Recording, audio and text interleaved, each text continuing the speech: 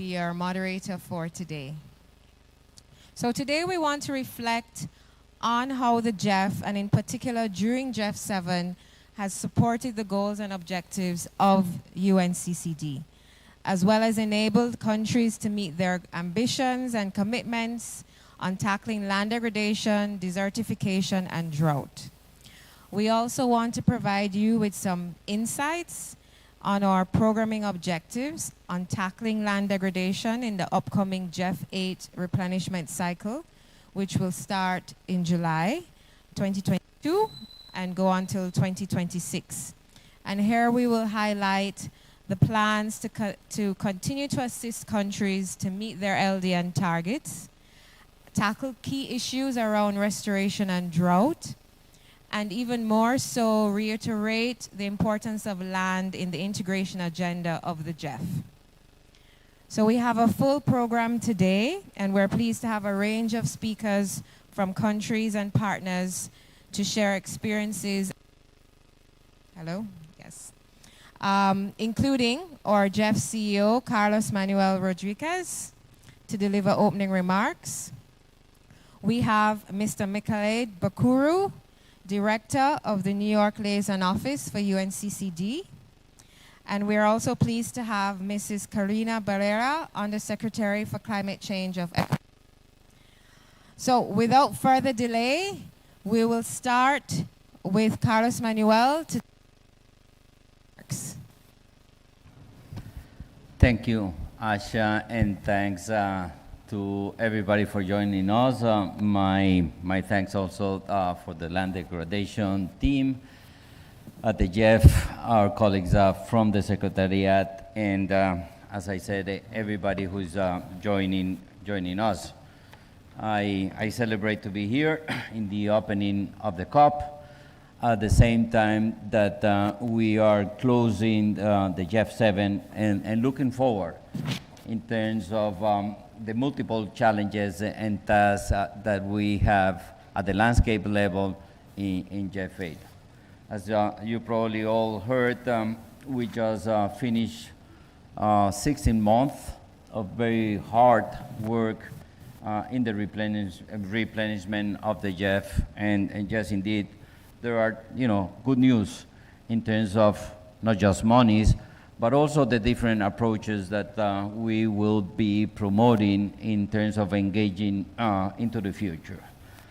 The GEF Trust Fund will be much higher than in GEF 7. We went from $4.1 billion to $5.2 billion. That 5.2 can turn out to be 5.5 in a matter of months as other important donors consolidate their pledge.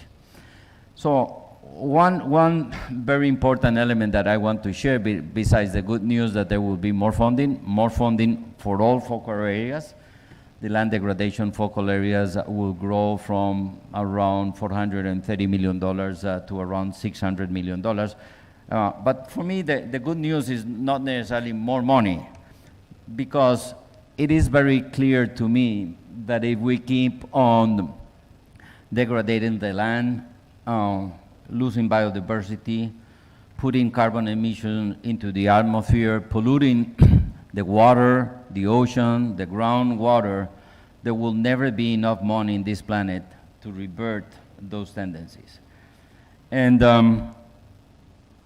that means that we can double or triple the size of the GEF Trust Fund. That will never be enough to narrow the global financial gap. And by the way, I think that during this COP, and during the many side events that we'll have in this COP, it will be extremely important that we began putting the numbers behind the land degradation in terms of costs and benefits. We have done some very interesting analysis on the benefits, but very little on the costs, and we need to be able to generate financial scenarios so it can guide the political decisions that parties needs to take.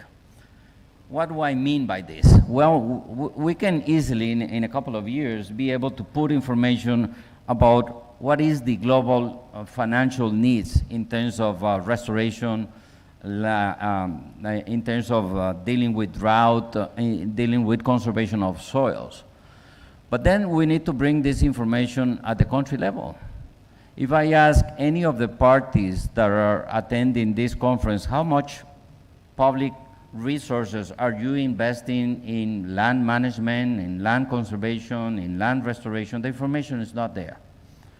So if there's even though there are important investment being done on an annual basis through many different budgets, through the budget of the Minister of Agriculture primarily, but also other public agencies invest in our effort for achieving the goals and aspirations of this convention. It is super important that we began putting the financial information in the context of the political decisions and the actions. It is important to do the land restoration expenditure reviews that can tell us how much every country is investing in, through domestic resources in land management and land restoration. As you do the land restoration, land management expenditure review, you have a lot of information that can be used in a very strategic manner. First, you will understand who are the public agencies who are investing in achieving the goals of this convention. And the surprise will be that it will be more than one public agency doing that, and the amount of resources will be more than what everybody believes each country is investing in land management. The second effort, which is as important as doing the land management expenditure review, is the financial needs. How much money does the country needs to invest on an annual basis to deal with drought, to deal with desertification, to deal with the landscape management? And that information is extremely, extremely useful. In our sister convention, the CBD, that information is being generated, and the information that is coming through the biodiversity expenditure review are extremely important. In the Biodiversity Convention and in the Biological Diversity Convention, there are at least 50 countries that do have the financial information that is needed to take the right political decisions in the context of full alignment of all public agencies in terms of landscape management and restoration, but also most importantly, many of these countries, as they do have the financial information, they can come with those domestic financial plans to narrow those, the national financial gap. The GEF looks into GEF aid as a partner to help countries put the information, the financial information, and that is extremely critical in our effort to accelerate action and be able to have more impact. So that's one very important element that is relevant and important to share today. The other element that we believe is as important as we look into GEF 8 is the fact that GEF moves more towards full integration of the effort across the different conventions, giving more flexibilities to countries to use in their star resources. I think I need to remind everybody that for many, many years, the way the GEF and the COPs operates with regards to the Rio Convention was based on assigning funds to each country based on the commitment of all different conventions. Every country received monies for the Climate Convention, every country received monies for the Desertification Convention, and the same with the Biodiversity Convention. And they did projects that respond to a convention vision, but at the end of the day, they were working on silos. We have learned that we can integrate across the different conventions.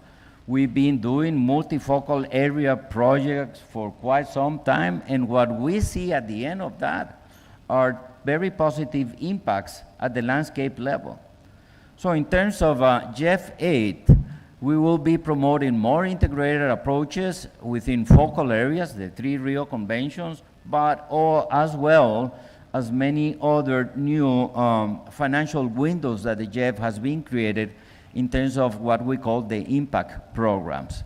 And just, of course, probably you have heard about the food system land degradation impact program, that I think that was a good step forward taken in GEF 6, and now we look to consolidate that process and expand the possibilities for countries to do much better in terms of integrated approaches at the landscape and, yes, of course, at the seascape level. It is evident to everybody that every single project that is being implemented through GEF funding that looks to the Desertification Convention will generate biodiversity and climate benefits. So the more integration, the more across the conventions that we are able to design and implement projects, the better. And my last point, which for me is even more relevant than the previous two, is the fact that, and I will repeat what I said at the beginning, you know, there won't be enough money in the GEF to fully narrow down the global financial gap. But there is enough money in the GEF to do strategic investment that can help us help the governments align their public policies, their incentives with these convention goals and targets, with the CBD goals and targets and the climate goals and targets. The ultimate goal at the country level is to work so all public and private investment are fully aligned with the Paris Agreement, the new CBD framework, and the land degradation neutrality objectives. That's the ultimate goal. And the GEF looks to begin to work with countries in strategically invest in elements of what we call policy coherence, as we believe that in GEF 9, we may be contributing very positively in the system change. And what do I mean by policy coherence? And I will just take 30 more seconds on this one. We all know that through public and private investments, every single country is investing much more resources in degrading the land, contributing to climate change, losing their biodiversity, than what we invest in reverting all of those processes. A recent study told us that we humans invest 144 times more financial resources in economic activities that generates deforestation than what we invest in forest conservation. That's a very clear proof of policy incoherence. And we all know that 80% of the deforestation comes because a policy that comes from the ministries of agriculture. I used to be Minister of Environment of Costa Rica. I know how ministers of agriculture think. And to me, one of the biggest challenges in terms of generating policy coherence is breaking these silos, this sectoral vision within the ministries of environment and the ministries of agriculture. Why do we have these political differences in how we plan and assign resources? Well, we need to really understand on that. What are the main differences? I was asking myself in an event yesterday, what are the main differences within the Ministry of Environment and the Ministry of Agriculture? Well, probably some people believe that the Ministry of Agriculture is the productive ministry in the country, and the Minister of Environment is the one in charge of conservation. If that is your belief, you're wrong. And let me be very clear, you're very wrong. Both ministries are ministries that contribute in production, in well-being, in progress, in economic growth. What is the main differences within the Ministry of Environment and the Ministry of Agriculture? Well, one works with domesticated biodiversity and the other works with wild biodiversity with the same stakeholders in the same landscapes. Nevertheless, we got two agencies pulling towards different directions. The GEF wants to be an agent of change and be able to help countries generate more policy coherence and help countries align their public and private investment with the objectives of this convention, the objectives of the Paris agreements, and the objectives of the new CBD framework. That's the ultimate goal, and we will be extremely committed to assist and help countries in GEF 8 as we see progress in the GEF portfolio regarding land degradation in GEF 7. So this is a great opportunity for us to talk about what we have learned out of GEF 7, what we aim to do with parties in GEF 8, and I'm extremely optimistic that we will be able to achieve in the midterm many of these objectives. I will finalize by saying that we need to overcome another impression that is generated out there in public opinion, which is land degradation and desertification is an issue of arid or semi-arid countries. I come from a rainforest nation. I come from a country where cloud forests are all over the place, and there is no cloud in the cloud forest, and there is no rain in the rainforest. This is an issue. This is an imperative issue of all nations, and we need to address it as such. So I look forward for a good discussion today. I thank you all for your participation. The GEF will be your trusted supporter in the future, and thank you, Asha, for the opportunity to be here with all of you.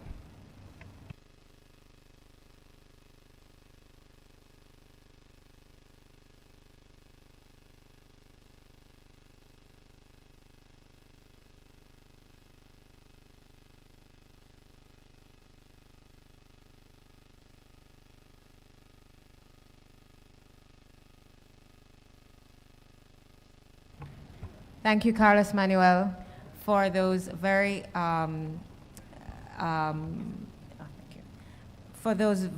important reflections and for sharing the vision of the GEF for GEF 8 and beyond. I'll now invite Mr. Bukuru, the director of the New York Liaison Office for UNCCD, to share his perspectives on UNCCD's cooperation with the GEF now and into the future.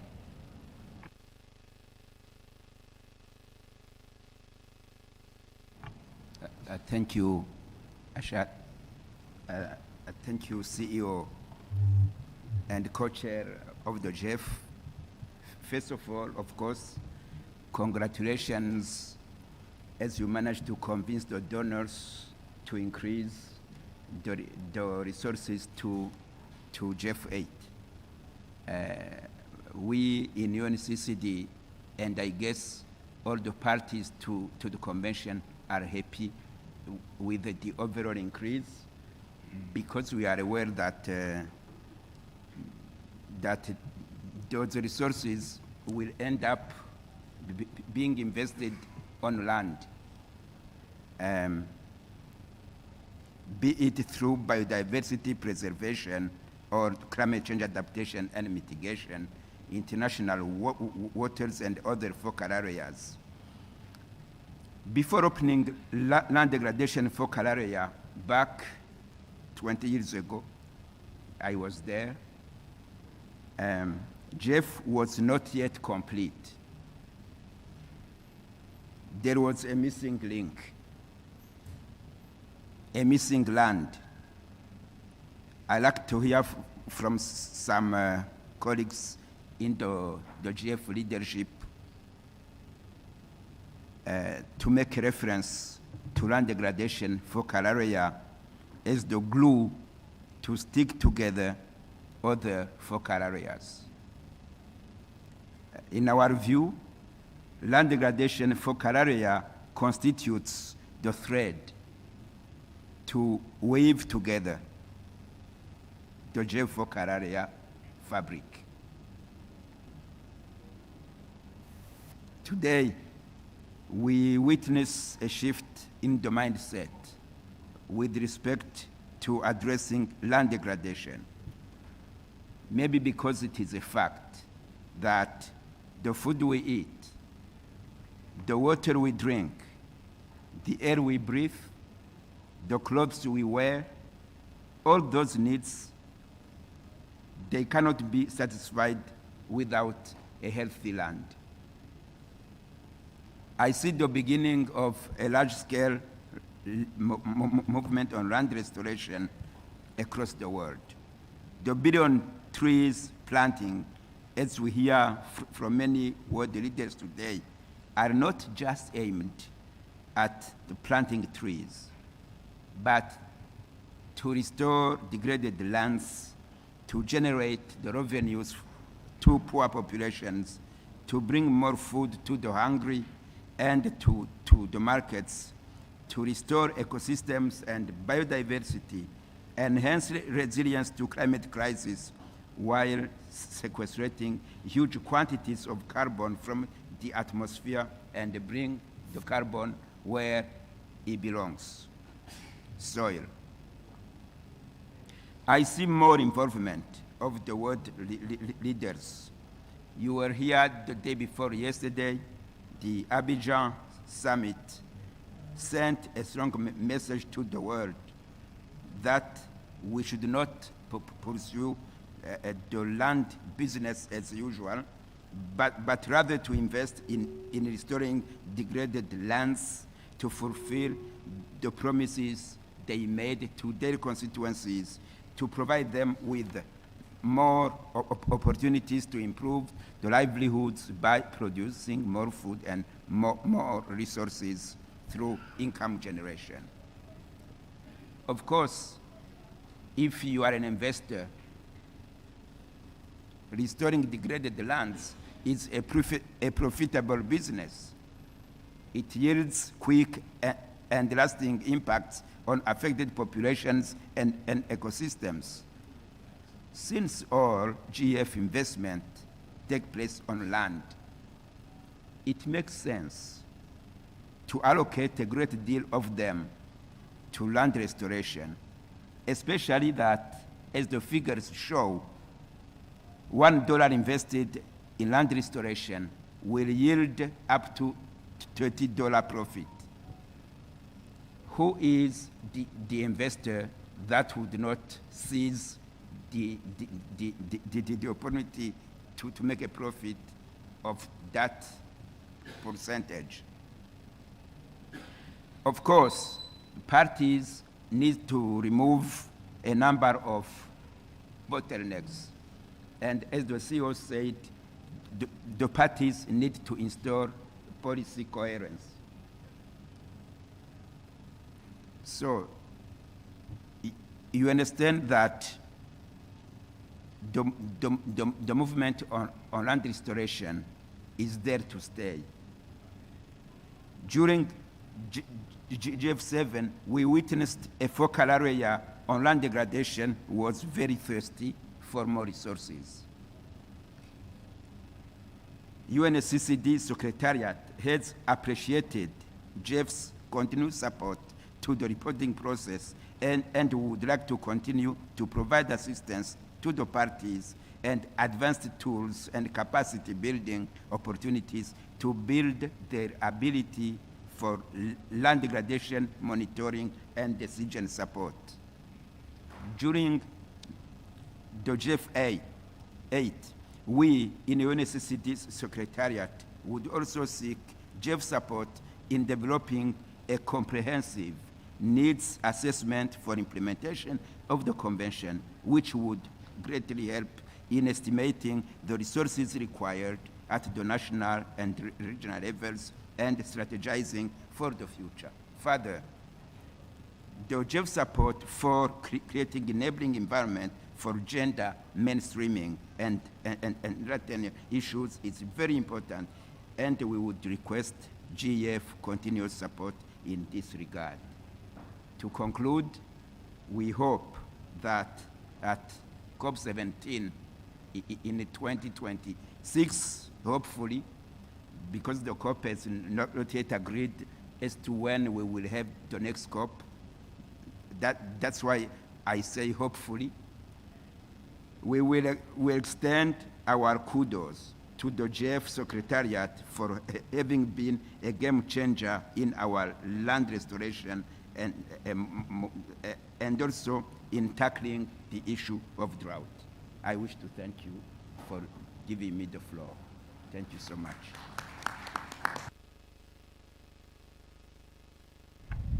Thank you so much, Mr. Bakuru, for those positive reflections of the GEF cooperation with UNCCD. I'll now move on to Mr. Ulrich Appel. Having set the context so well with Mr. Carlos Manuel and Mr. Bakuru, I now invite Ulrich Appel, the Land Degradation Focal Area Coordinator at the GEF, to share the GEF's presentation on our achievements in GEF 7 on land degradation, as well as highlights for the GEF 8 replenishment strategy. Thank you, and welcome everyone again. I have the pleasure to give you a presentation about the present and future of GEF support to UNCCD. My presentation will have two parts. First, about our achievements in GEF 7, the ongoing 4-year cycle, which ends in June this year, and then about what we are planning for GEF 8, the cycle which will start in July this year. First, I wanted to mention that all the presentations that we are presenting today, we will also present later on our website. It will be available for you to make further reference to it.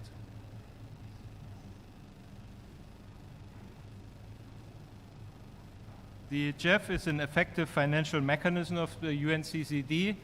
In GEF 7, we have, until December, we have managed to program 94% of the land degradation focal area allocation that was available in GEF 7, and until the end of the cycle, we will certainly get to 100%.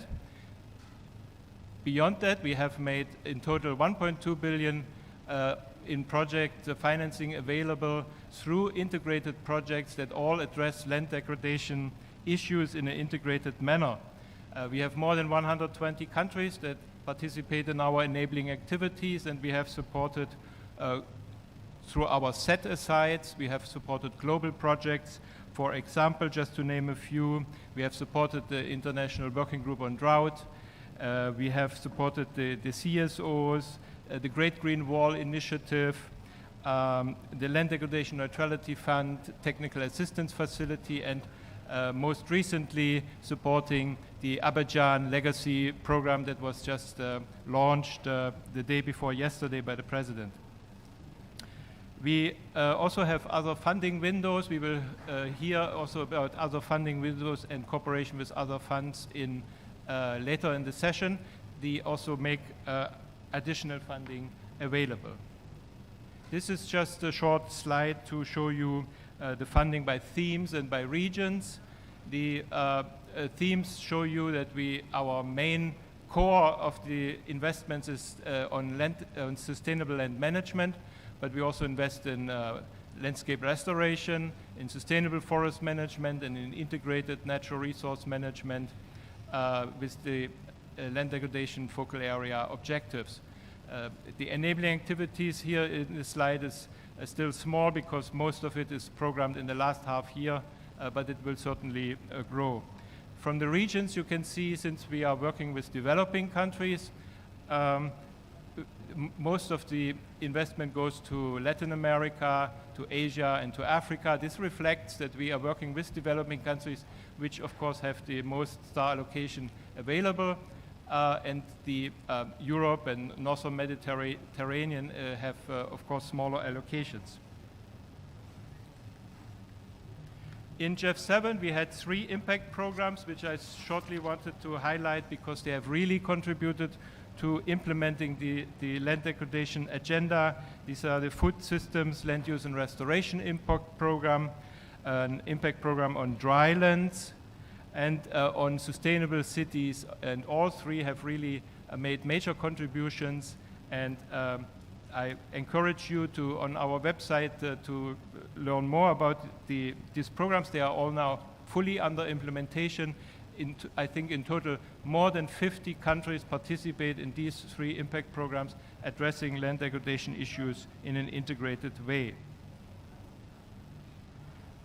Final slide on GEF 7 results. I wanted to mention that we have 22 projects in GEF 7 that directly address land degradation neutrality implementation.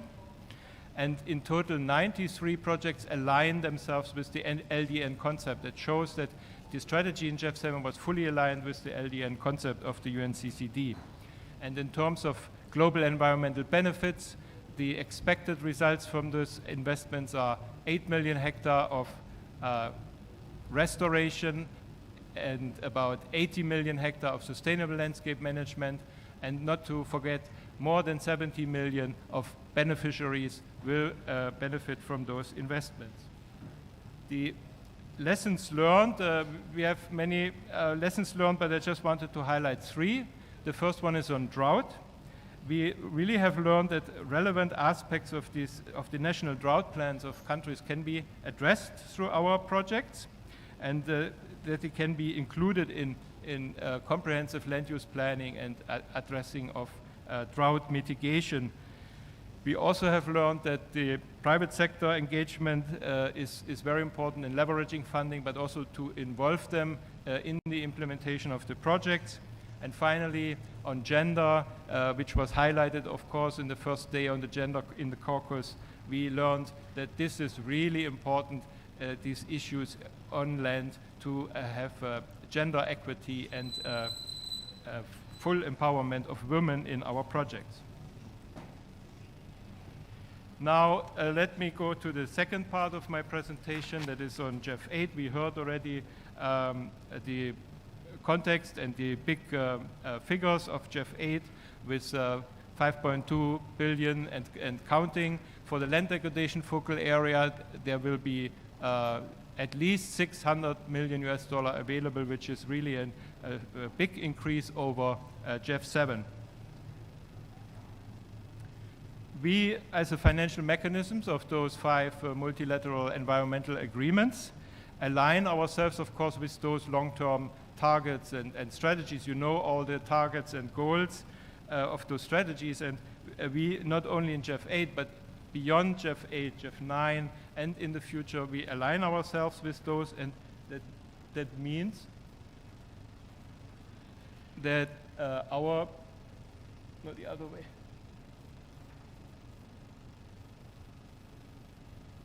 So that means that our goals also have a long-term vision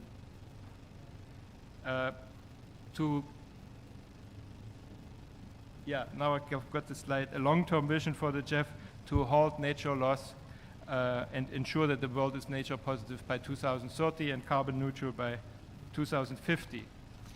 And of course, not to forget, we want to align ourselves with the healthy people, healthy planet framework, so that we can really address the COVID issues in the post-recovery of COVID. Now, this slide I consider the most important of my presentation, because it shows you GEF 8 architecture in just one slide. You see that the focal areas, the 5 focal areas, provide the basic structure. Programming is still structured along those 5 focal areas, but we have 11 impact programs listed here that we will pursue in GEF 8. And in red, I made those in red that really have relevance for the UNCCD agenda, working on land degradation issues in an integrated way. And we also have 2 global programs that will be important for land degradation implementation, which are the blended finance, our non-grant instrument, and the new SGP, the global small grants program, which will also support this through working with local communities and the CSO. And allow me, from our 5 focal areas, today I would like only to present one, which is most relevant, of course, the land degradation focal area. So in GEF 8, we raised the level of drought to the level of a goal. We included the to avoid, reduce, and reverse land degradation, desertification, and mitigate the effects of drought. That is our goal. And according to this, we have 4 objectives that will contribute to this goal. Still working on those main lines that I've presented earlier: sustainable land management, restoration, working in dry lands, and improving the policy and institutional framework. We will continue to support enabling activities outside of the country's allocations on top of that. Now, quickly to those 6 integrated programs that are related, which I had in red color in my slide. The first one is the Food Systems Integrated Program. You may know in GEF 7 we had Food Systems, Land Use and Restoration program with 27 countries participating, and we will continue with this program, working on food systems and really on regenerative agriculture.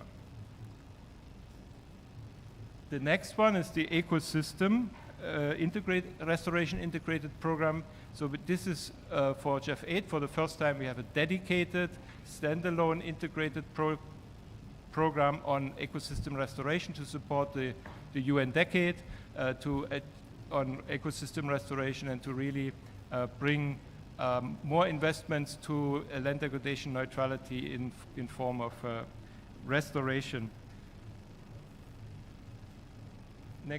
Next slide is shortly introducing our Sustainable Forest Management Impact Program that works on the Amazon, Congo, and critical forest biomes. We had this already in GEF 7. We want to continue working on Amazon and Congo Basin and on more of critical forest biomes, which we really need for the global environment to keep it in balance, and like we heard earlier about the indispensable value of those ecosystems. The next one is the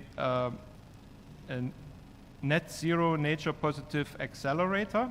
This is really to support countries to closing the emission gap to reach the 1.5 centigrade Paris Agreement goal, and it will support countries especially in implementing nature-based solutions to reach this goal. Another impact program will be working on blue and green islands, and this is our new contribution emphasizing especially small islands development states. They have special and unique problems, so we want to work and emphasize working with SIDS, small island development states, in the GEF 8 replenishment cycle. And finally, there's number 6 that I wanted to introduce is sustainable cities. Sustainable cities also contributes to land degradation issues, but more in an urban and peri-urban setting, and we will be continuing with this program, and countries may wish to join also in this impact program. That brings me briefly to the 2 global programs that I mentioned, blended finance. We will continue to work with our non-grant instrument to involve the private sector, to really mobilize and unlock resources from the private sector. Very often we use this tool to de-risk investments of the private sector so that they can make those restoration and sustainable land management projects, that they can make them financially viable. That is the most important thing. And let me turn to the Small Grants Program. We call it Small Grants Program 2.0 because it will have some very new features.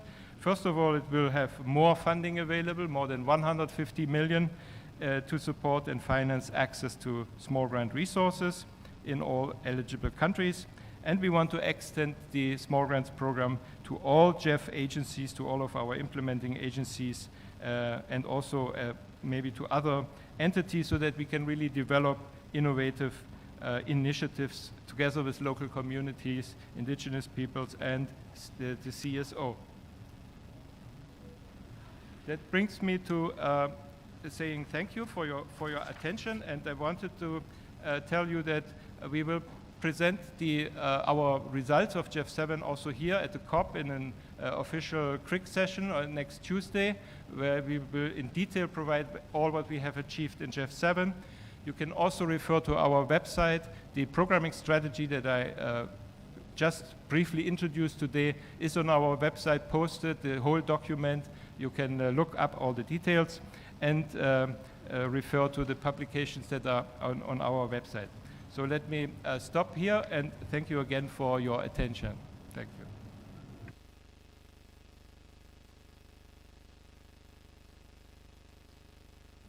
Thank you very much, Ulrich. Your message on integration certainly set the background that we needed for the next session, where we'll be looking at synergies with climate funds.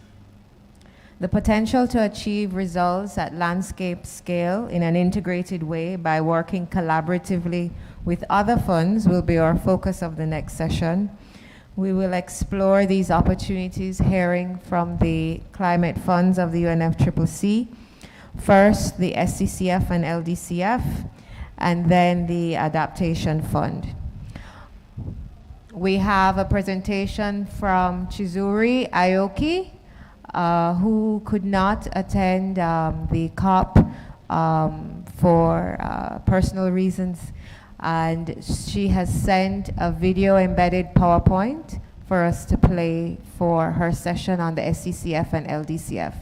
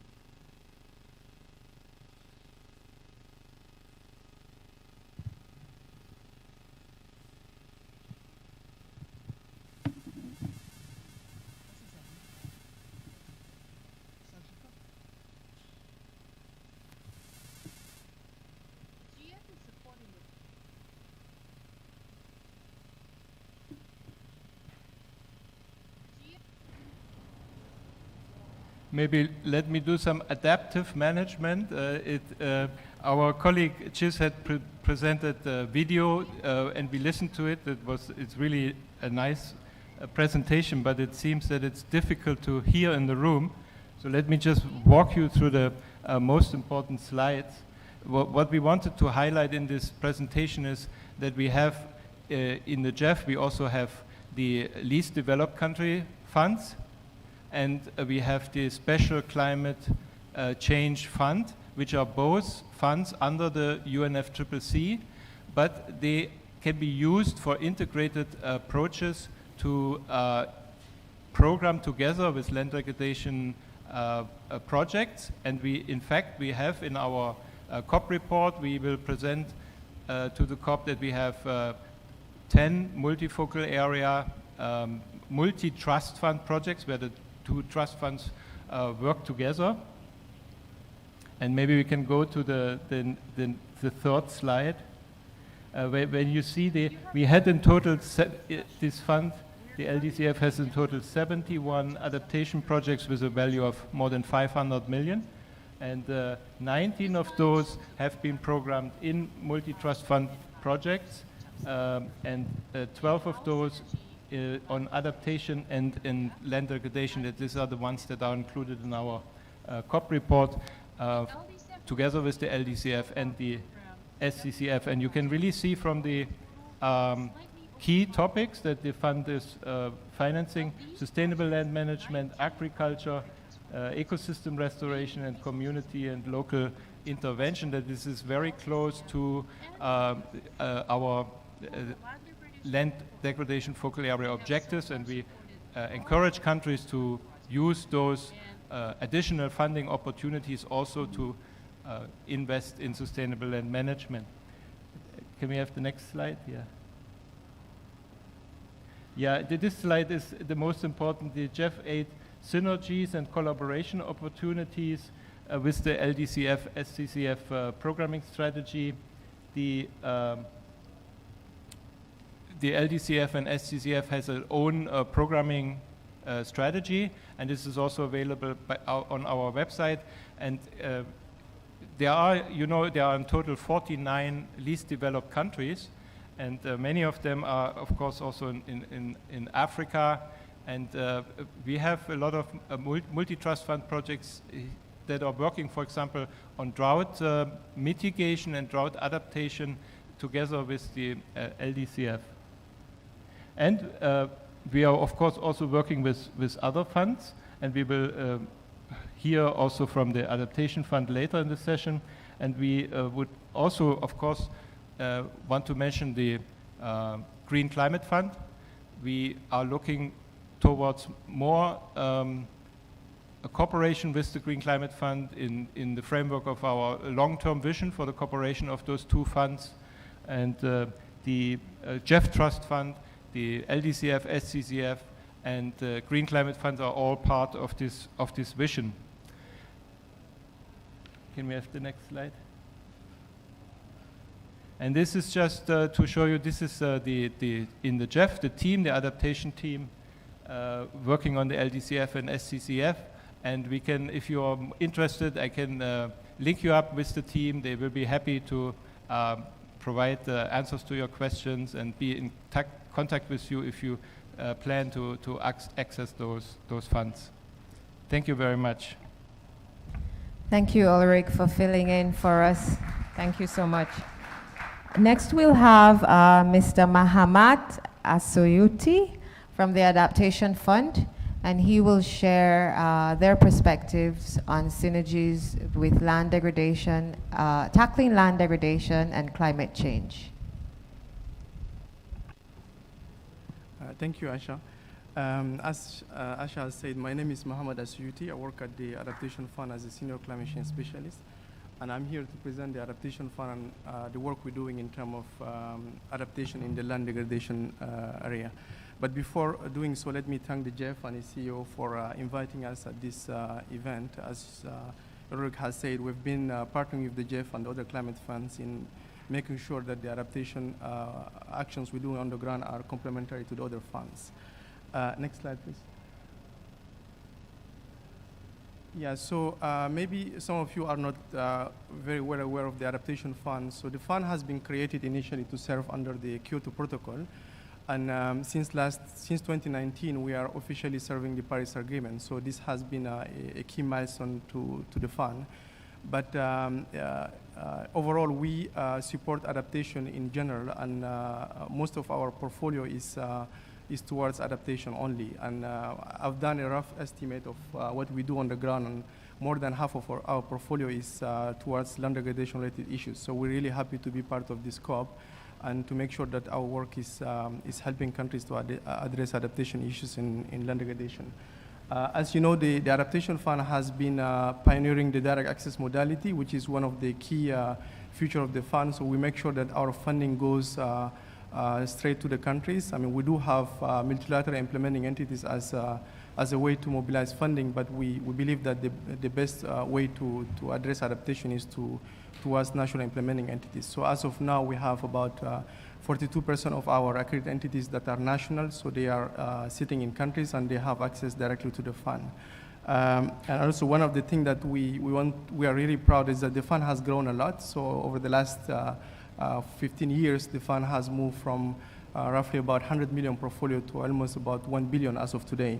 And this has been quite successful in a way that countries have now accessing funding to address more issues on the ground.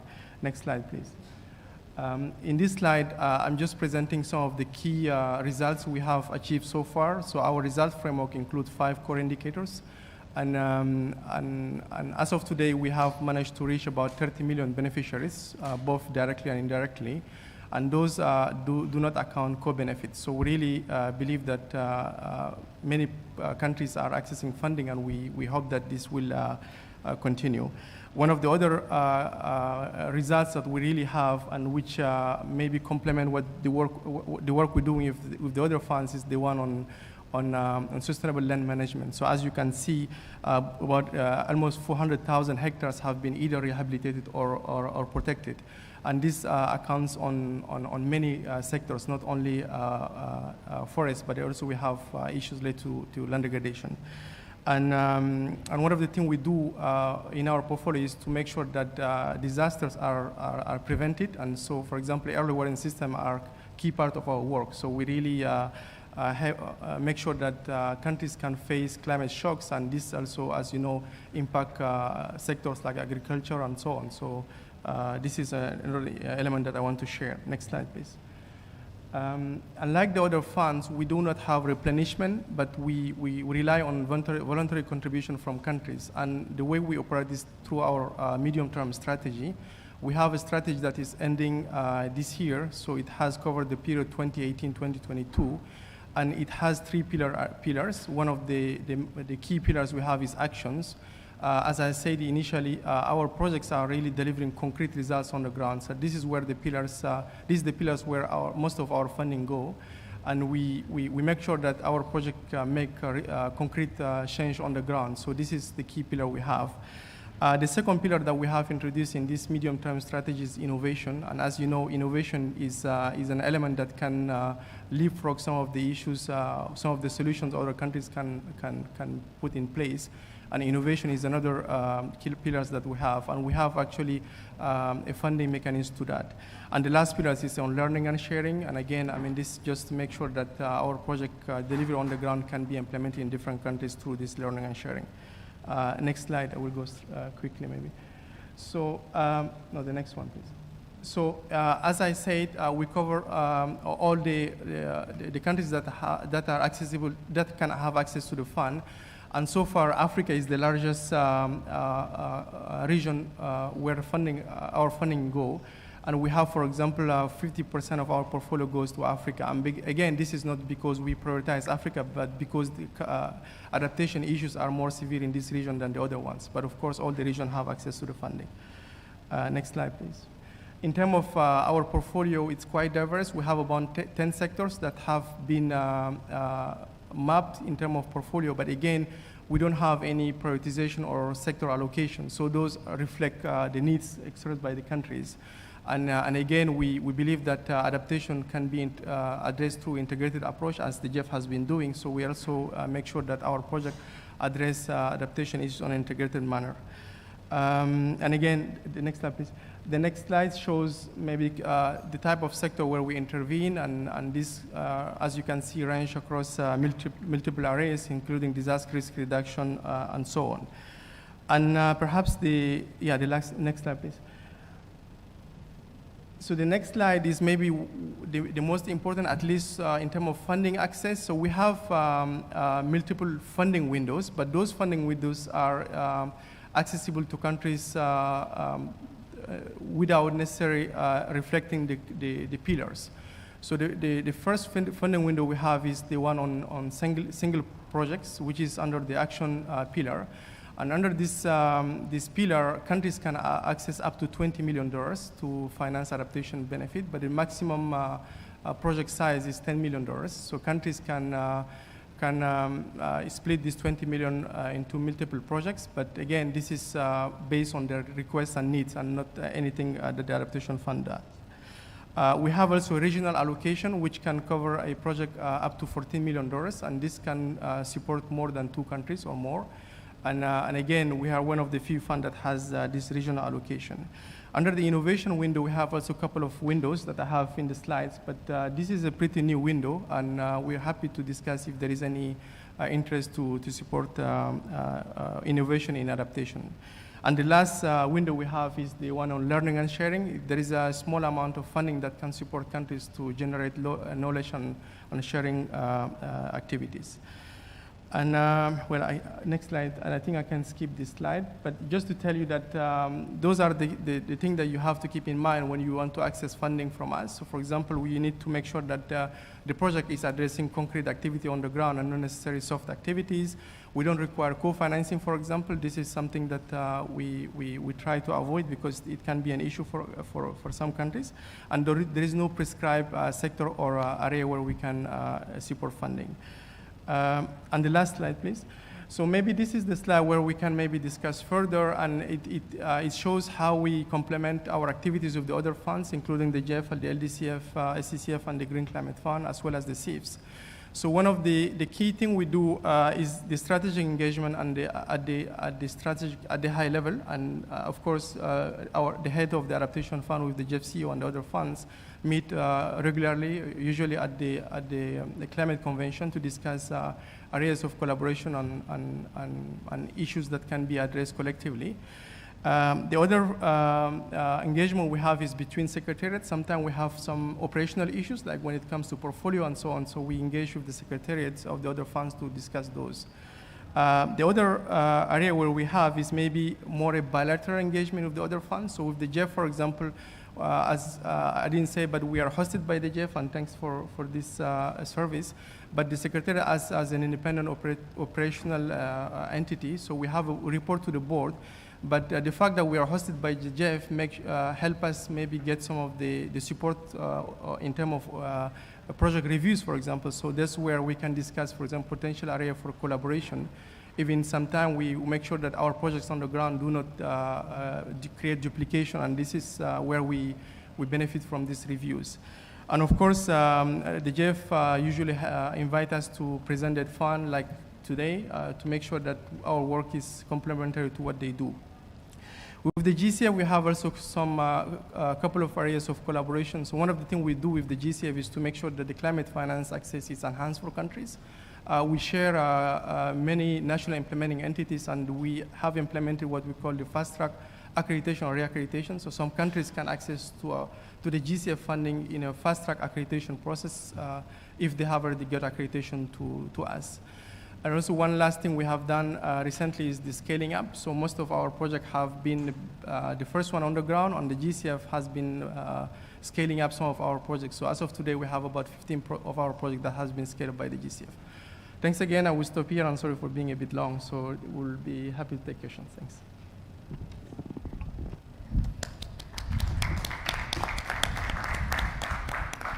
Thank you, Mahamat. So we'll move quickly into our next session, which will look at country perspectives in implementing integrated GEF approaches. We will have the opportunity to hear from projects on the ground, how we are supporting countries with achieving their objectives under the UNCCD, how are we taking advantage of the integrated approach, not only on the ground, but leveraging funds from different sources. So first we will hear from Mrs. Karina Barrera, Undersecretary for Climate Change in Ecuador, who will speak about Ecuador's experience with implementing integrated approaches to sustainable land management with GEF funding.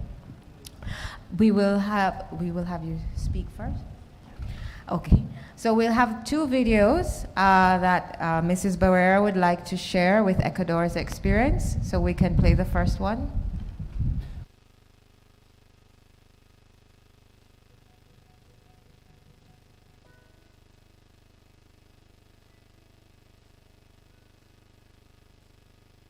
La tierra para mí es el pan de cada día. El proyecto de manejo sostenible y GIDAC nos ha ayudado bastantísimo, el 100%, porque antes no teníamos agua.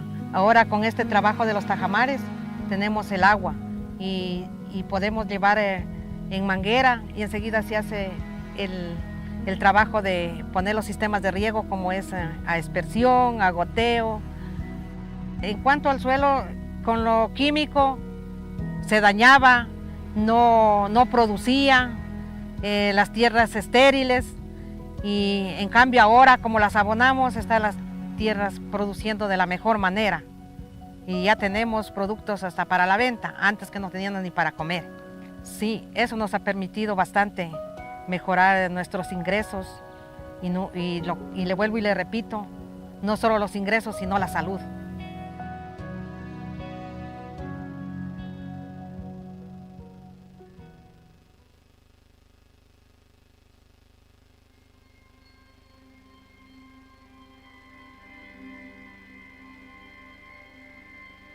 Tierra para mí es productividad.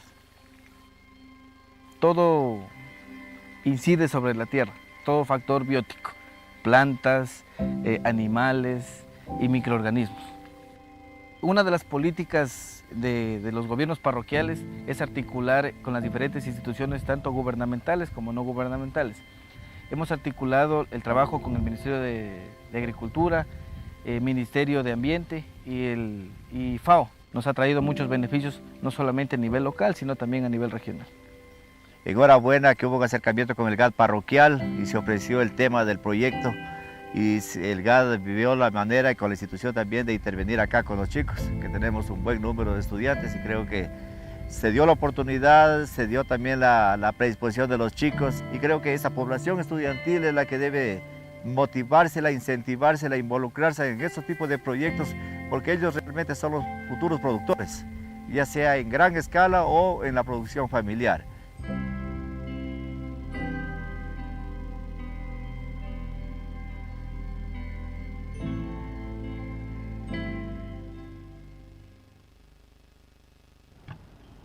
Thank you. Good afternoon. Thank you for having me in this space, distinguished panelists. I think that Ecuador has been an innovative country using the different funds. For example, in 2017, Ecuador joined GCF and GEF in order to create a project called Pro-Amazonia, that it is part of our strategy of RED+, reduction of emissions that comes from deforestation and degradation. It was a good initiative, and now we have important results. On the other hand, we have been working on other projects. As you know, in Ecuador, land degradation is a long-standing problem whose direct causes are deforestation and removal of natural vegetation cover, degradation due to overgrazing, inappropriate management of crops and pastures, overexploitation of vegetation for domestic use, urban development and infrastructure, and among others. In these regards, the country has been making significant efforts, as you can see before, to combat deforestation and landscape degradation, both with its own resources and those provided by international cooperation agencies. We have generated our first national drought plan, where we have carried out a diagnostic that establishes the areas with the highest risk of drought in the country. I can say that this diagnostic allows us to know that 18% of the country has a high risk of drought. This is very important. We have prioritized with landscape which can work in the future. And with this work, we can build a new project. Since 2020, the Ministry of Environment, Water and Ecological Transitions, and with the coordination with FAO and CONDESAN, started to define the project called Establishment of Neutrality Goals in the Land Degradation and Restoration of Landscapes Degraded in the Western Andes and Coastal Areas. So, with this project that is valuing $4 million that comes from GEF and $28 million that comes from our government, we built a project. This project now is approved with GEF 7, and with this, we are going to restore 4,000 hectares of especially in these prioritized areas with strong and extreme levels of degradation in 3 landscapes. And we are going to implement land management actions, sustainable land management, benefiting for 4,000 people, most of them women. And in this intervention, we are working with young people, and as a co-benefit, we estimate that we are going to avoid more than 5 million tons of emissions. With this project that is working with GEF funds, we pretend to strengthen the governance for target setting and monitoring the land degradation neutrality. We want to demonstrate that the land degradation neutrality approach is useful to promote resilience and livelihoods and in working with sustainable land management. We have many expectations of these projects, and we know we have I think that we have working during this time that it's possible to integrate different kind of funds. And it is a challenge for the country. I think that we have to be innovative to use these funds. Ecuador is a proof that it is possible, and now we are, I think, that pioneer implementing with GEF 7 this project, land neutrality degradation. Thank you.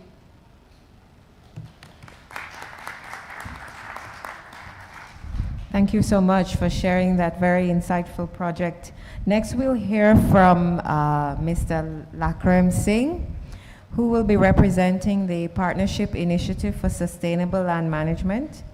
And he will speak about the GEF SCCF-funded Caribbean Soil Care Project.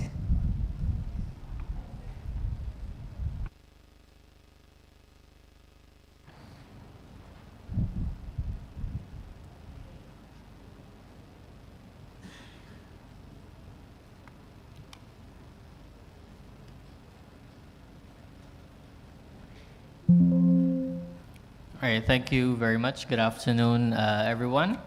My name is Lakrem Singh from the Partnership Initiative for Sustainable Land Management, that's PISLM, based in the Caribbean. Our headquarters right now in Guyana. I'll be representing the Executive Director today, Mr. Calvin James, who was called away to another important event. So, and thanks again to the GEF Secretariat for inviting us to this event. The project that I'll be speaking to you about today is entitled, as you can see, it's quite a mouthful, Caribbean Small Island Developing States, Multi-Country Soil Management Initiative for Integrated Landscape Restoration and Sustainable Food Systems, Phase 1, dubbed CSID's Soil Care Phase 1, just so that we can say it. All right, moving on. So how did this journey begin with PISLM? Now, the Caribbean SIDS have committed to achieving their SDG under 15.3 obligations using the LDN methodology. PISLM, in this regard, facilitated a readiness exercise in the Caribbean SIDS, and it was determined that the Caribbean did not have data sets to provide data related to soil carbon below and above ground. And so in 2017, the PISLM convened a meeting with the UNCCD focal points and the University of the West Indies to discuss the strategies for filling that gap. And out of those meetings came these decisions from the PISLM task force, which set the stage for PISLM to explore work on soils and producing a Caribbean land outlook, and of course, utilizing the GEF STAR land degradation allocations. The primary action coming out of these decisions by the task force is this particular project, which utilizes GEF, SCCF, and co-financing. There are 8 countries from the Caribbean SIDS that are participating in this project. As you can see, we have Belize, we have Jamaica, we have Haiti, we have Guyana way down at the bottom, we have Trinidad, Barbados, Jamaica, and a couple others. I'm sorry. So the main arms of this project is to develop soil maps for the participating countries and the establishment of pilot projects in the hotspots that are identified in the country's LDN TSPs. The project has 5 components, and I'll just be giving a brief overview of these 5 components. Component 1, its main outcomes, look at the establishment of the Caribbean Soil Lab Network and establishment and maintenance of the Caribbean Soil Information System. Component 2 looks at the rehabilitating almost 15,000 hectares of degraded lands. Now, when we compare that to other areas, it might seem like a small amount, but to the Caribbean SIDS that are very, very vulnerable, have a large population growth, and they're faced with the pressures on their finite land resources. 15,000 hectares, when you look at food security especially, is quite a lot. Component 3 looks at restoring soil productivity through climate-smart agriculture.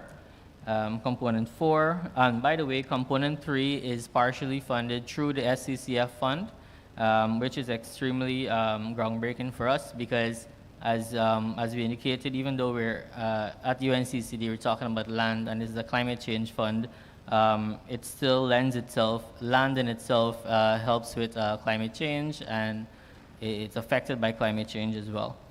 Component 4, we have food production systems and alternative livelihoods implemented utilizing innovative technology and, of course, private sector support, which, as I recall, is kind of a big theme this year with the GEF projects and UNCCD in general. Component 5, another component partially funded through the SCCF. This is by the largest component in the project, and it looks at building institutional capacity among the Caribbean SIDS, knowledge management, these are the outcomes, ensuring that climate resilient SLM practices and the regional LDN strategy is mainstreamed into the Caribbean community regional policy framework. So that is kind of the mechanism that will bring all of the Caribbean SIDS together and work together towards achieving their LDN targets for 2030. Under this component as well, there is also the promotion of investment and financing in SLM and sustainable soil management with private and public sector investments. One of the key financial outcomes of this component would be the Caribbean SIDS LDN transformational mechanism having it established and funded. And lastly, but not least of all, is to have an effective gender-sensitive monitoring evaluation framework within this project. Moving on, one of the decisions made by the ministers actually early in 2022 at the virtual World Forest Day Summit, they mandated PISLM to design, develop, and execute phase 2 of this project, which will see more of the Caribbean SIDS signing on to this initiative and hopefully allocating their Star 8 GEF allocations to phase 2 of this project. Further, at the CARICOM Heads of Government meeting last year, one of the guiding documents that came out of this meeting was the 25 by 2025 initiative, which looks at cutting the region's food importation bill by 25% by 2025. And so we're hoping that this project, with its big component in climate-smart agriculture and food security, can help to achieve that. And of course, if we get phase 2 on the ground, then that also will help in this regard. Thank you very much.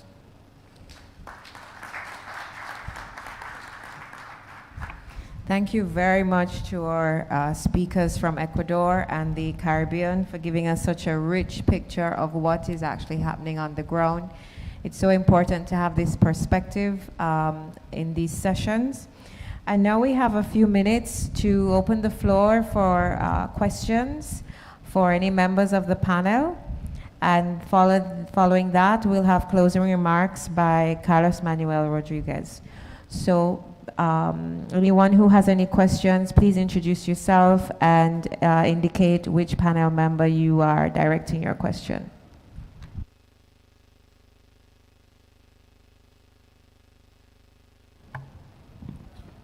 Gracias. ¿Puedo hablar en español? Spanish speaking? Yes. Buenas tardes, muchas gracias. Y soy Pablo Viegas Aurelio de la República Argentina.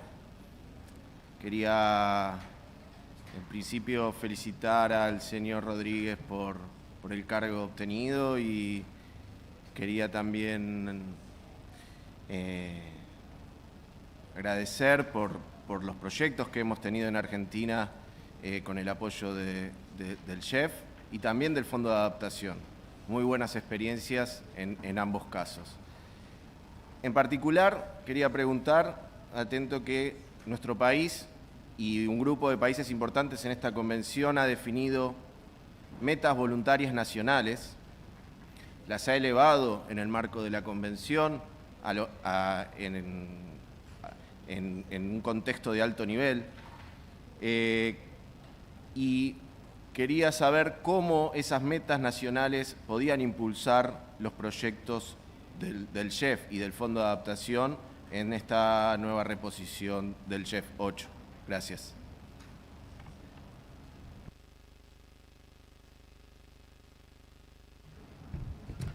Muchas gracias, don Pablo, por su pregunta y gracias por acompañarnos a la tarde de hoy, los buenos deseos. También agradecerles la visión y el compromiso con estas metas voluntarias. Me parece que es un ejemplo digno a seguir, o sea, es un esfuerzo que va más allá, sin duda, de los compromisos específicos que los países asumen en la Convención. Y definitivamente muestra algo que es muy importante, que es que el tema de suelos, el tema de conservación de suelos y de degradación, es un tema que los países tenemos que entender, que tenemos que abordarlo de una manera integral, porque es en el propio beneficio del país hacerlo. Con la cooperación, sin la cooperación, con las condiciones o sin las condiciones que pues posiblemente una convención como esta pueda dar o un fondo como el GEF pueda dar. Creo que ese elemento es fundamental y tenemos que reconocerlo. Y hay que reconocer que este esfuerzo que tienen los países no nace ahora con la convención, que cumple 30 años. Nace hace 100 años con los esfuerzos de conservación de suelos que los ministerios de Agricultura desarrollaron a lo largo y ancho de todos nuestros países. Entonces, felicitarlo por eso. Creo que pues, la pregunta es muy atinada. El GEF no impone condiciones que hagan imposible o complejas el poder implementar proyectos que ayuden a los países a implementar sus compromisos internacionales y sus metas nacionales. Yo en el GEF no tengo ni espero tener el poder de decisión de cómo utilizar los recursos en los países. Yo soy un administrador de sus recursos, eso es lo que soy yo. Yo soy un administrador de los recursos financieros que por decisiones políticas determinaron la existencia de este fondo y que mi tarea es facilitarle el desarrollo de proyectos para la utilización de recursos financieros que son producto de un acuerdo político que nace hace 30 años.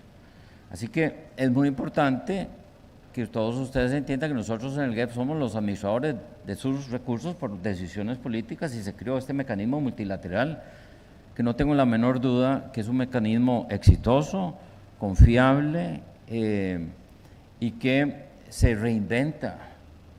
Particularmente ahora que cumplimos 30 años, nos reinventamos para poder ser un agente de cambio.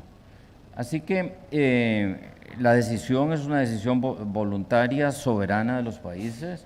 Queremos ayudar a que esa decisión de los países esté sustentada en la mejor ciencia y técnica, en razón de la mejor experiencia, y tenemos un gran reto nosotros en el GEF para tratar de poder compartir el conocimiento y las lecciones aprendidas, particularmente en temas que son comunes a los diferentes hemisferios, pero que no hay un canal de comunicación o intercambio de experiencias, particularmente en el contexto de relaciones sur-sur.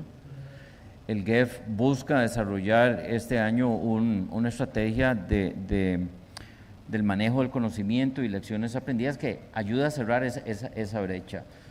Yo no hace muchos días estaba en las Islas Galápagos viendo unos proyectos del GEF y veía que en los reportes se decía que uno de esos proyectos no logró los objetivos y era erradicar especies invasoras en las islas del Galápagos, particularmente ratas y ratones.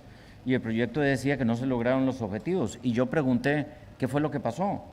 Y aun cuando no se lograron los objetivos, a través del proyecto se aprendió a hacerlo y ya la agencia nacional inmediatamente, a través del aprendizaje que generó en ese proyecto del GEF, lo está haciendo con sus propios recursos y está haciendo la erradicación de especies invasoras.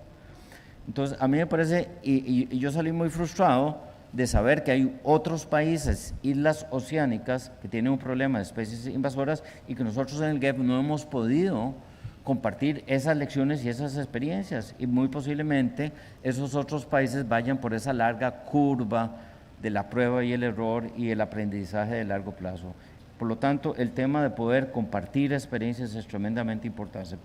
Pero para ser concreto, la pregunta es una decisión soberana de los países, el trabajo. Yo quiero dar dos consejos aquí a los países. Uno, asuman y empodérense políticamente los recursos del GEF. No siempre el proyecto que llega a la Secretaría del GEF es producto de una decisión al más alto nivel político del país, en este caso el punto focal político.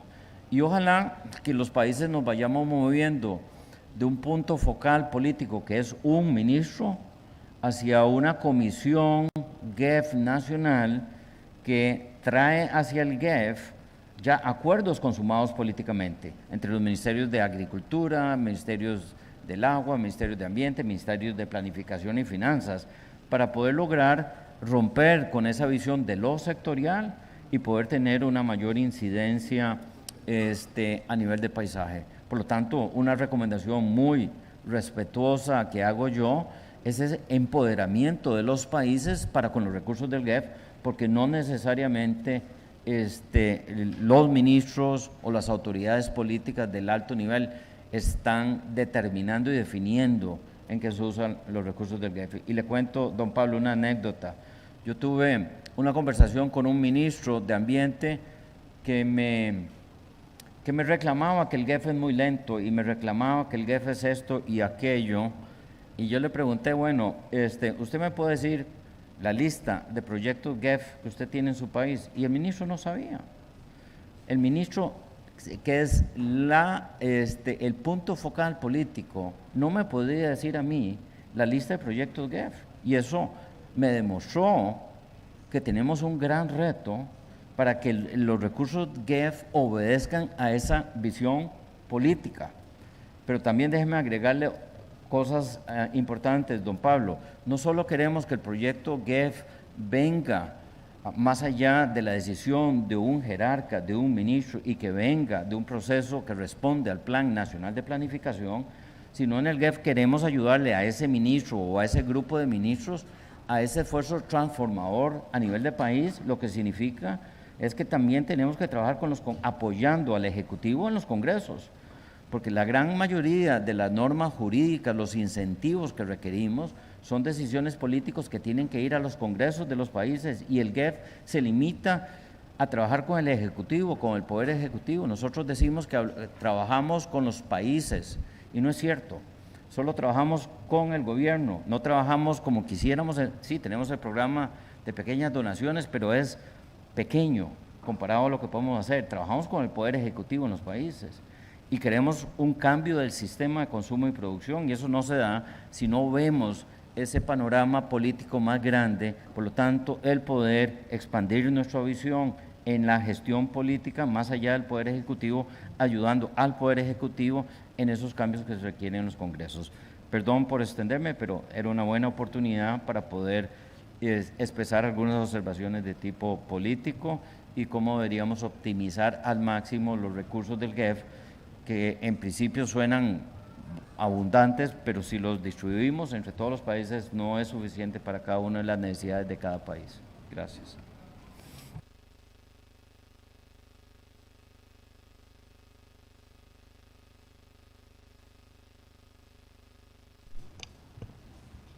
Good afternoon, everybody. My name is Helen Gichenja, Climate Finance Advisor for Africa for the Commonwealth Secretariat. My question is directed to Ulrich. Given the CEO's emphasis on making strategic investments that integrate across the 3 Rio conventions, can you highlight some of the success factors or some of the issues countries should keep in mind while designing and implementing either multifocal area projects or integrated projects? And my question stems from the fact that the Commonwealth Secretariat is emphasizing joint action across the 3 Rio conventions in its member states. And in the upcoming heads of government meeting, there will be some discussion on our Living Lands Charter. Thank you. Thank you for the question. First of all, the most important is that countries should strive to achieve multiple benefits when they are integrating focal areas in their projects, addressing land degradation objectives, biodiversity and land degradation. Let me bring one example where this has been quite successful is, for example, working on forests. In our sustainable forest management integrated programs, really if you work on forests, you address all 3 elements of land and forest degradation, conserving biodiversity, and sequestering carbon or avoiding emissions. And this is one example. And then a second very important element, which was also mentioned by the CEO, is policy coherence and multi-sectoral cooperation.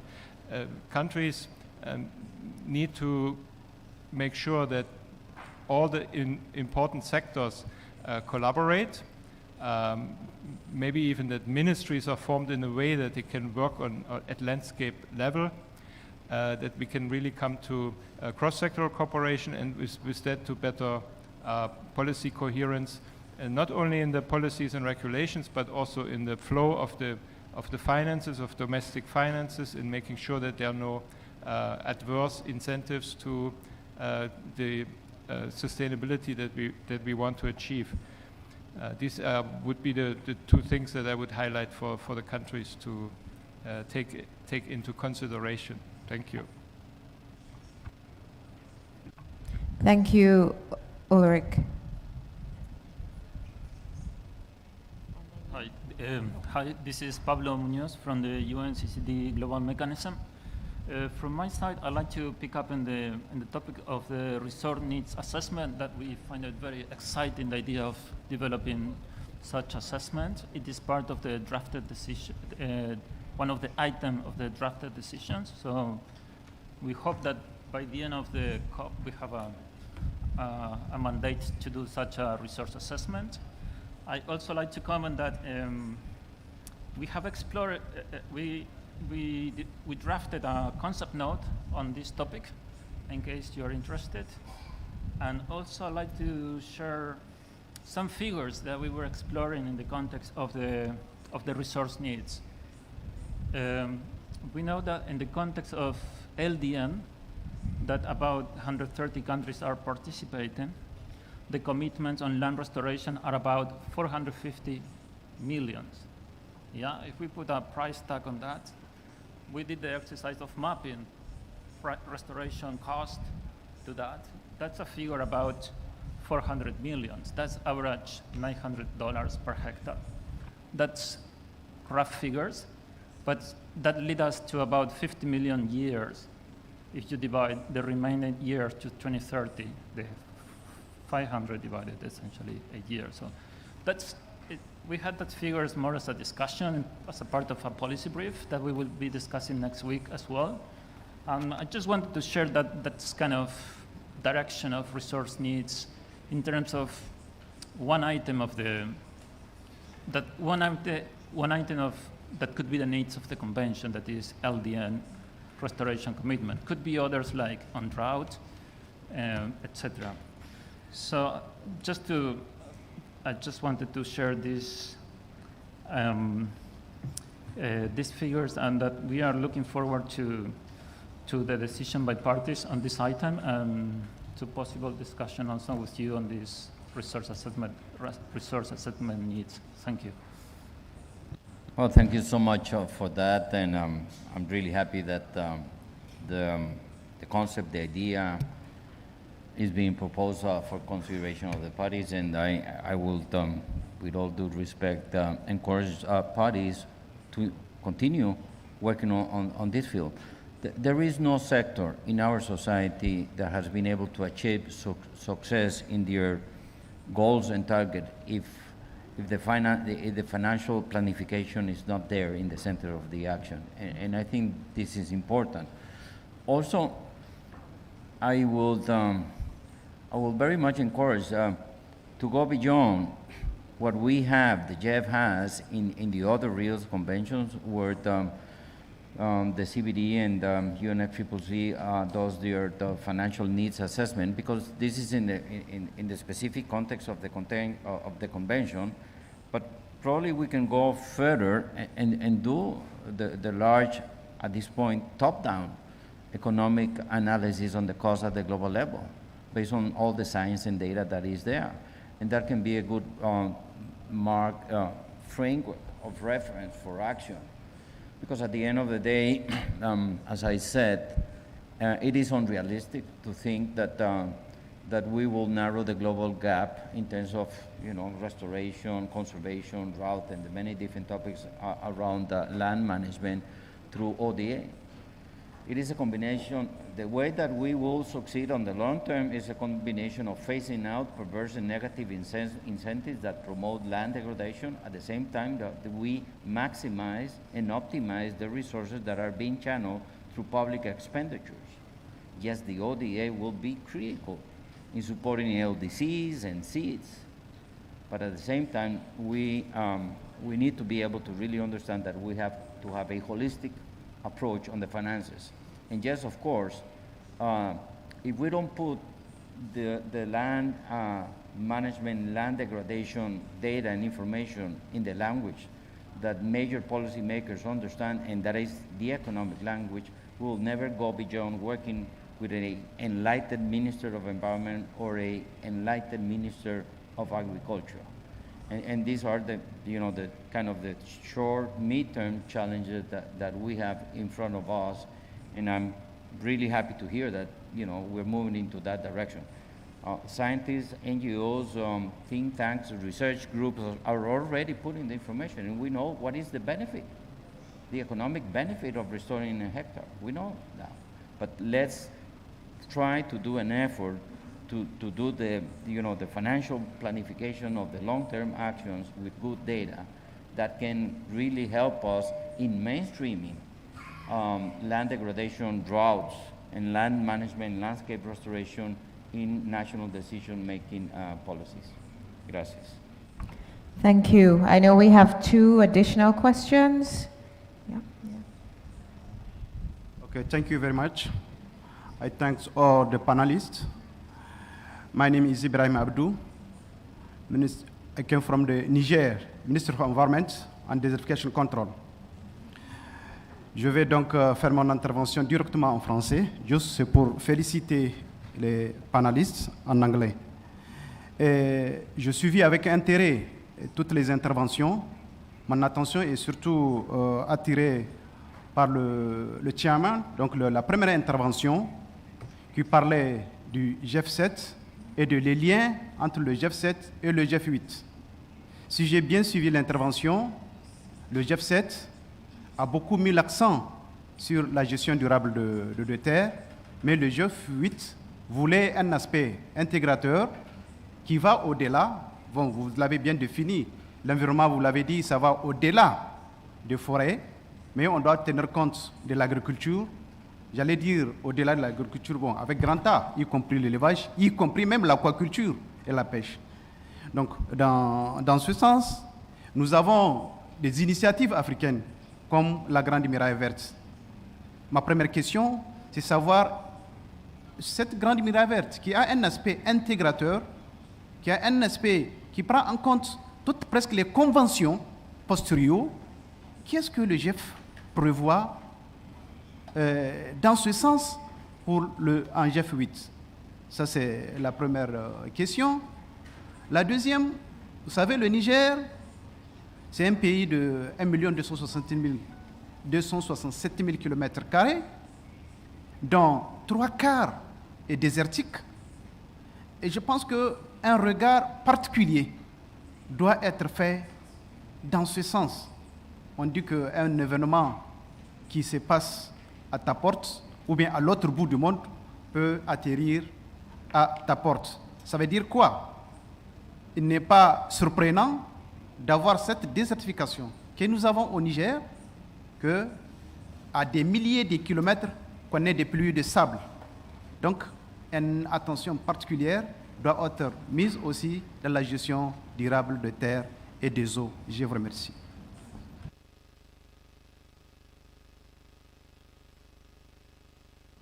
Thank you so much for your question. And probably I would like to ask my colleague Ulrich to complement what I'm going to say. A couple of things are important. One, the GEF has been the biggest donor for the Great Green Wall initiative in the Sahel countries. We've been working with countries in the last 20 years. We've been able to allocate around $800 million, and we will continue to support Sahel nations. I think there are a few very important lessons.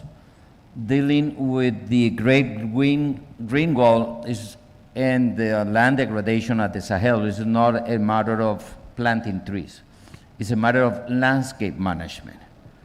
And this is a very important lesson that we all were able to understand. And when I say landscape management, I'm not just thinking or looking at natural resources, but most importantly, people and their economic activities. People who live in the area and people who takes decisions that has impact in the area. So it needs to be a top-down, bottom-up process. I think that civil society can play a big role in what the GEF may be doing in the Sahel nations. That's one point. The second point is we are not changing dramatically what we did in GEF 7 towards GEF 8 in land degradation. We will continue to do the same good things that we were doing in GEF 6, in GEF 7. GEF 8 will bring two elements: more resources and the aspiration for a more integrated approach as we try to achieve multiple benefits beyond the land degradation convention as we design projects. That's one very key element. The other element is the need to collaborate with many other actors. Adaptation Fund is extremely important in the effort that we do in the Sahel, and just definitely the GCF, the Green Climate Fund. We've been talking with both organizations on how we can complement. We're not talking how we can collaborate, rather than how do we add to what we are already doing there. I think that having been engaged in supporting the Sahel nations for 20 years creates the right conditions for the Adaptation Fund and for the Green Climate Fund to build on what has been done. We are working with the GCF, looking into the Great Green Wall initiative as a greater opportunity to look in a joint effort to invest there for the next 15 to 20 years. But in order for that to happen, we need the governments taking the decisions, putting the Great Green Wall in the center of the use of the resources that are being allocated to them. So it is a political decision of the governments on how they should use the GEF, the Adaptation Fund, the Green Climate Funds. We, on our side, we try to do our best to really complement based on a long-term vision, and, but this requires compromises, strong compromises to continue having the political prioritization on governments on the Sahel region. We will be providing increased funding for focal areas resources to the Sahel nations, and we hope that the governments take the decision to use them in what has proven to be good, to use them to improve what hasn't worked well in the past, be able to learn out of our experiences, and to be able to look into the long term as we need to bring the private sector, the other climate-related funds, and the other political stakeholders that needs to be there and part of the solution. Ulrich, do you have anything else to add? No, thank you. Very comprehensive, and thanks the Minister for his question. Oh, thank you so much. I'm conscious of the time, and I know we had one last question, and then we'll go to closing with Carlos Manuel. Merci. Merci aux intervenants. Je me nomme Gauss Berthier, je viens du Mali. Et je suis là dans le cadre d'un programme dénommé Benkadi. Donc c'est un consortium de 4 pays, donc en lien avec la gouvernance inclusive, la gestion durable des terres. Mes questions s'adressent au premier intervenant. C'est que c'est beaucoup plus axé sur la gouvernance. Vous avez parlé de la collaboration, de la synergie entre les différents ministères et des différents pays. C'est très important, mais ce que j'aimerais souligner, c'est que est-ce que vous avez des stratégies de pression donc, sur ces gouvernements? Parce que quand on regarde le piétinement des actions de changement climatique, le piétinement de la mise en œuvre des accords et des stratégies, c'est beaucoup plus lié à la dimension gouvernance et à la dimension politique. Est-ce que GEF a des moyens de pression davantage en synergie avec la société civile des différents pays pour pouvoir contraindre ces politiques à pouvoir prendre d'actions plus efficaces? La première dimension. La seconde dimension, c'est en lien avec la pauvreté. Je viens d'un pays pauvre, donc le Mali. Le niveau de pauvreté est en train d'augmenter et l'accroissement de la pauvreté a une influence négative sur les ressources naturelles. Et l'avance, ça progresse, ça contribue à la progression de la désertification et du coup, la déforestation s'ensuit. Est-ce que cette dimension de la pauvreté est prise en compte dans le cadre du financement de GEF, donc pour permettre la régénération de ces forêts et ensuite permettre aux populations de pouvoir bénéficier de la production de l'agriculture? Je vous remercie.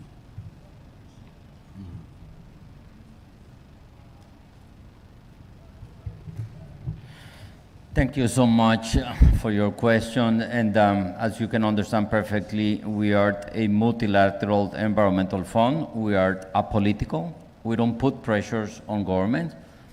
But the system requires good performance of the countries.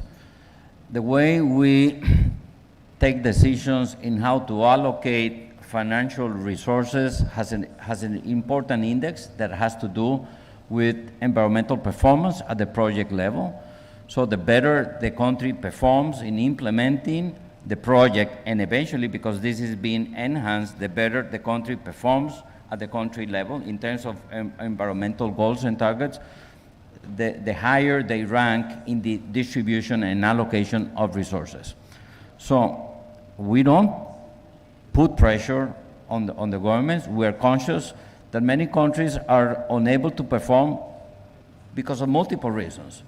One is lack of political interest. Others can be associated to very weak governance, bad management, corruption. I mean, the list of limitations that governments do have are long. And we understand that we need to be a positive incentive for improved management of natural resources at the country level. So we don't put or condition, we don't put pressure, we don't condition our resources, politically speaking, but the way we work with governments force them to be consistent and to deliver at the project level.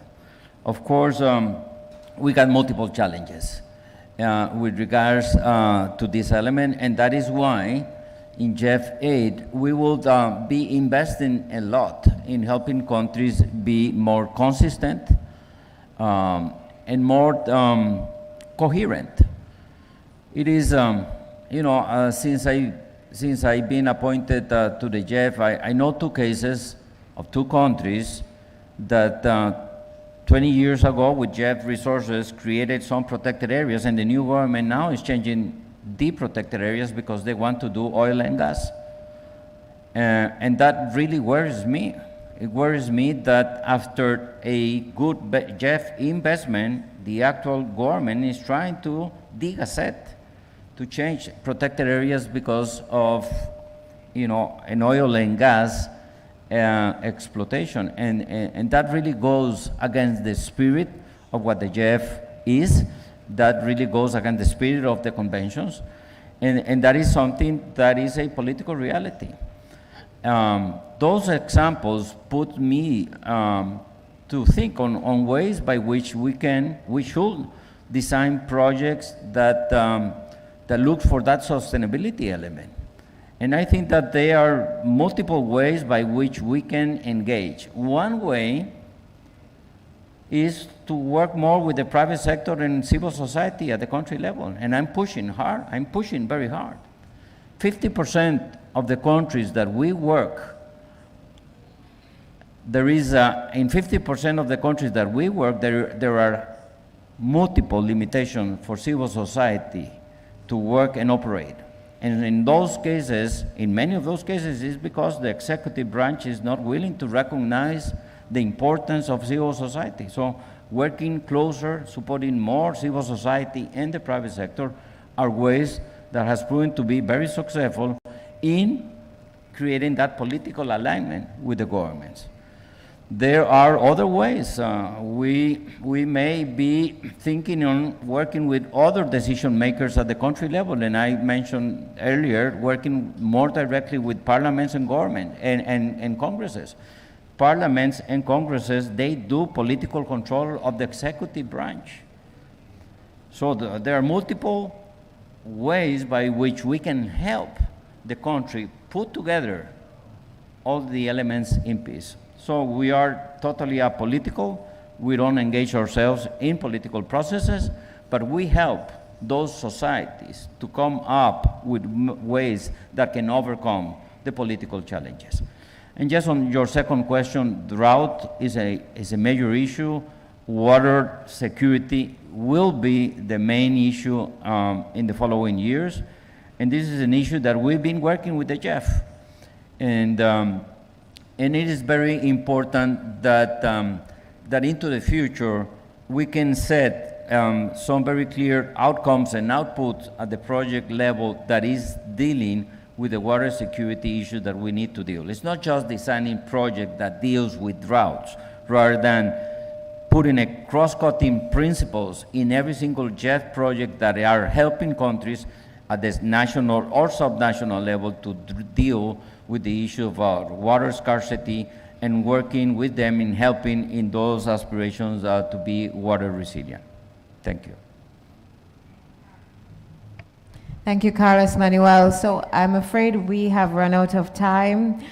Feel free to engage the panelists bilaterally. The GEF Secretariat will also be here for the rest of the COP. I'll ask Carlos Manuel to just close us out very briefly in 1 minute, and then please feel free to have refreshments at the back of the room. Thank you to all the panelists. Well, thanks. Sorry for monopolizing the word here. Now, I just want to thank everybody. Thanks our colleagues here.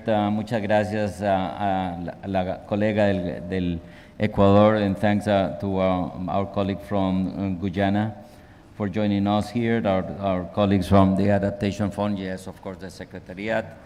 We're extremely delighted to be here and announce this great new opportunity of a very healthy, positive replenishment. This is the first COP that we come into after a very successful replenishment.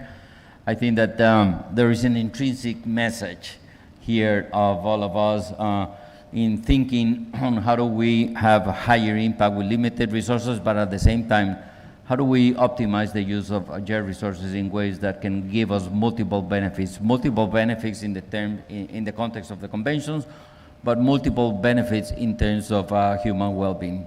So I thank you all for joining us. I wish you a very productive COP, and trust on us. We will be working very hard to make the best out of the opportunities and the political commitment from every single stakeholder. Muchas gracias.